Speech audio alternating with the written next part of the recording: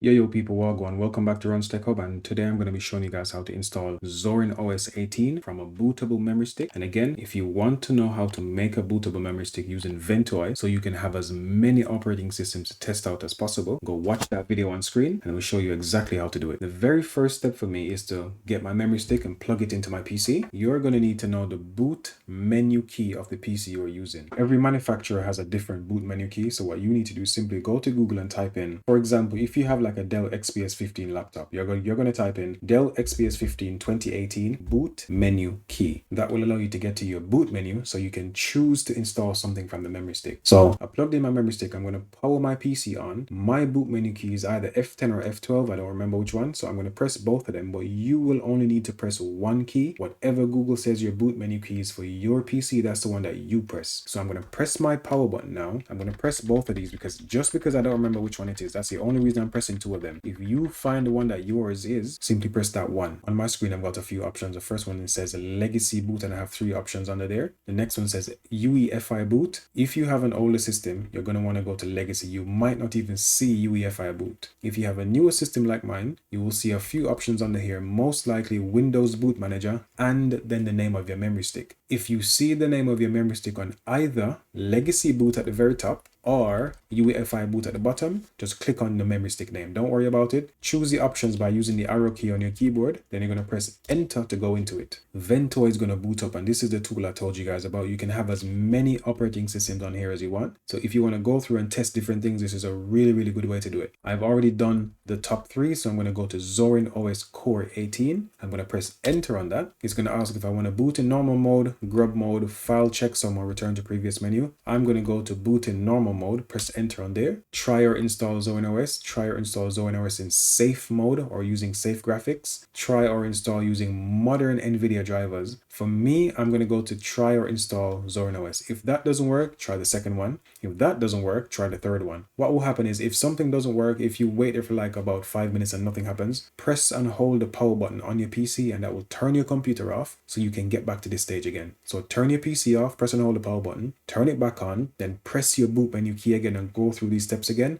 and just simply choose a different one. But for me, I'm going to go to try or install Zorin OS, press enter on my keyboard. This is the startup screen for Zorin OS, similar to everything else that we've looked at so far. So for me, I'm not going to go to try Zorin OS. If you want to try this out to see how it looks, see how it feels, it's not going to be very fast because it's running from a memory stick. If you're going to try it out, please keep that in mind. I'm going to go to where it says install Zorin OS because I know I want to install everything. So I'm going to go to install.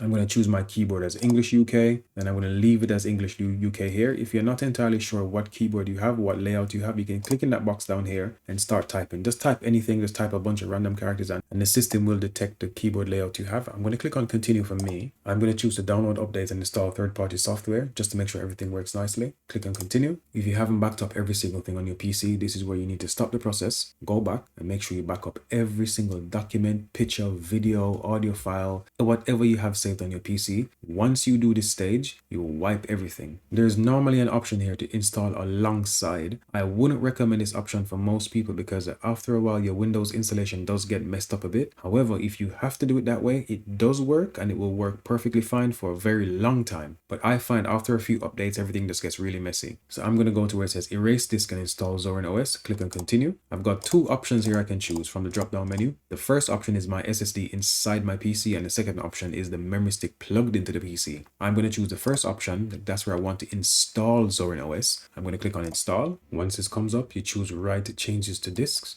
I'm going to click continue, leave it as London. I'm going to enter my username here, enter a password as well, confirm the password. I'm going to choose to log in automatically, but I don't recommend this for most people. If you use this in a shared space, work, school, office, even home sometimes, require a password to log in. Otherwise, once the PC turns on, it will jump straight into your user area and then anyone can use your computer even if you're not at your desk. This thing called Active Directory is not going to be necessary for most people. However, if you're in a school and you want to be able to connect to your school's network and use resources, then this is what you would need to click on. However, for the most home users, you don't need to worry about that. Just click on continue. Let's wait for this to finish and then I'll come back. All right, so here we are, installation finished. I'm going to restart, unplug my memory stick. All right, system fully booted. Now I'm back in. So there is a tour that you can walk through, and I would recommend if you're new to the system, you go through this tour because it does give you some important tips. For me, I'm going to click on no thanks for now. And the first thing I wanted to show you guys is the start menu. That's probably where most people want to start. That's where you'll find the stuff that you need. Start menu is at the bottom left-hand corner of your screen. That's that tiny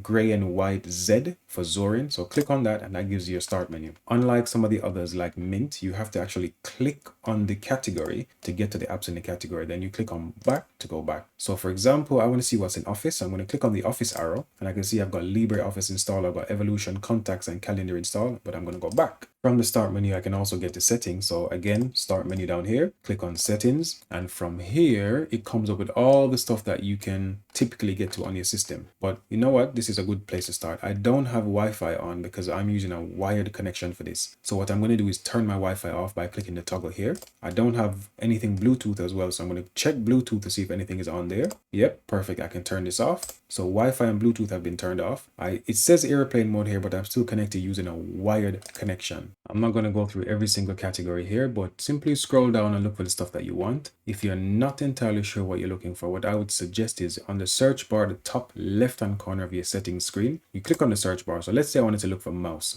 settings because my mouse is too small. I would simply type here mouse or touchpad and you will have all the options on the left hand side. Click on it and you'll be able to change whatever setting you want. On the bottom right hand corner of your screen, this is where you have your quick settings, I guess. If you click on the time, you get your calendar and you get your clock. If you click on the icon that looks like a power button, then you get all of these settings here. So you have, I'm using a wired connection, so that's why it says wide there. If it was Wi-Fi, then this would be on. My Bluetooth is off. Power mode is set to balance. That's what most people will use it as. I'm going to turn on night mode. And what night mode is going to do is make my screen go a bit orangey to try and mimic sunlight so it doesn't hurt my eyes as much. There's also a dark mode which I can turn on directly from here. I don't particularly like dark mode, but I think it's quite useful to some people. So I'm going to turn both of these off just so I can see the screen properly. You can also get to settings from here as well. So if you click on the settings cog, you go directly to settings. Next thing I'm going to show you guys is the file manager. That might be a good one. So the file manager is down here. It's called files. If you remove it by accident, so you can drag it off the screen or right click and choose unpin. If you remove it by accident, you can go to the start menu and you can look for files, or what I do because I'm lazy, I type in files, F-I-L-E-S or F-I-L-E. It comes up, you can click on it. This would also come up if you clicked on the one at the bottom of the screen. It's the same thing.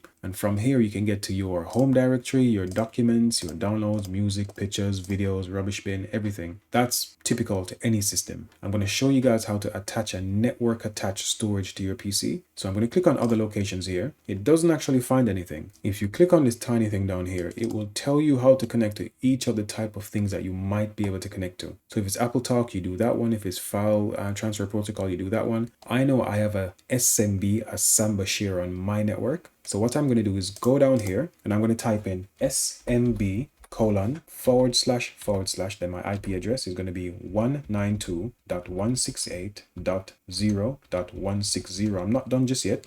/ again NAS NASBERRY 2, because I'm using a Samba share is going to be SMB, and I put my IP address and then I put the name of my network share. You would know all your details, or your app on your phone or your tablet should tell you all the details you need to enter here. I'm going to press enter. It comes up with this login screen. I'm going to leave it as anonymous and click on connect. It takes me straight in. So to test it quickly, I'm going to double click on the Runs Tech Hub logo. So this is on my NAS, not on this PC here. I'm going to double click on it. Yep, that opens perfectly fine. I'm going to also right click on it, go to copy, and let's see if I can paste it in my downloads folder. So right click in downloads and do paste. That's copied over. Okay. I'm going to double click on it to see if it works. Yeah, that works perfectly fine. So that's how I attach something to my NAS. That's also how I copy something from my NAS on Zorin OS. The next thing that most people coming from Windows might want to do is Microsoft Office stuff, right? So I'm going to click on Start again. I'm going to go over to where it says Office. I'm going to click on Office and I'm going to choose LibreOffice Write. This is a Microsoft Word alternative. LibreOffice Impress, that's a Microsoft PowerPoint alternative. LibreOffice Calc is the Microsoft Excel alternative. LibreOffice Draw is probably going to be something similar to Visio, but I'm not going to use that one. So I'm going to open LibreOffice Writer just to show you what it looks like. Completely free. This is an alternative to Microsoft Word. You never never have to pay for this. You don't need to log in. It will just keep working forever. Let me zoom all the way in, and I'm going to type the word test document, if I could spell. Then from here, I'm going to go, you know what, let me try and close it to show you that it does ask to save. So I'm going to try and close it. It's going to ask if I want to save it. I'm going to choose save. I'm going to save this in my documents folder. Perfect. At the top, I'm going to type in test document. So that's at the very top there. In the bottom right hand corner, it says ODF. That simply means open document format.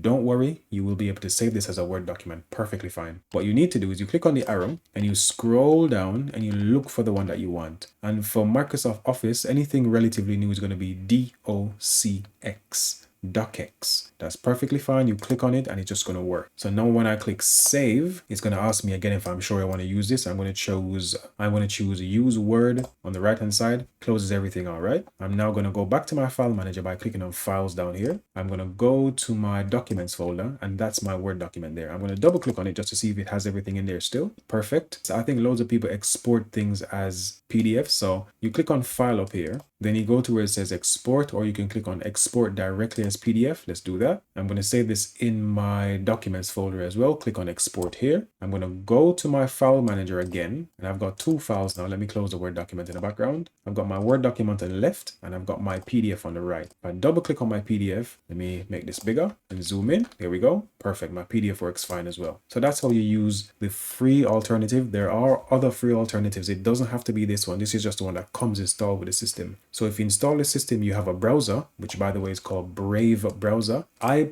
don't particularly like this one. You can install a different one, but if you just need a quick browser to do something, it does work. I'm going to show you guys how to install any app that you want or install any browser that you want. I'm going to close this. I'm going to go to the App Store, which is actually located on the taskbar as well. It's called Software. I'm going to click on it, and from here I can search for what I want. So on the top left hand corner there's a search icon. I'm going to click on that one, and I'm going to type in Chrome, Chrome. I'm going to press enter. You don't actually have to press anything, it just comes up. Chrome is the first one that comes up. There's Chrome, there's Unstable Chrome, that's the nightly build I'm guessing. Then we also have Chromium web browser. I'm going to choose the normal Chrome. I'm going to click on it, and I'm going to choose install, and that's how you search and install something. I'm going to go back again. Let me look for something like Audacity. That's another free program that you can use to record your voice. I'm going to click on Audacity, and then just like before, once this loads up, I'm going to click on where it says install, and that's all I need to do. So click on install here. That's going to install that program, and it's going to be ready to use. So once something is finished installing, you need to go find where it is. You can either click on the start menu and type in, for example, I think I did Chrome earlier. So I'm going to type Chrome.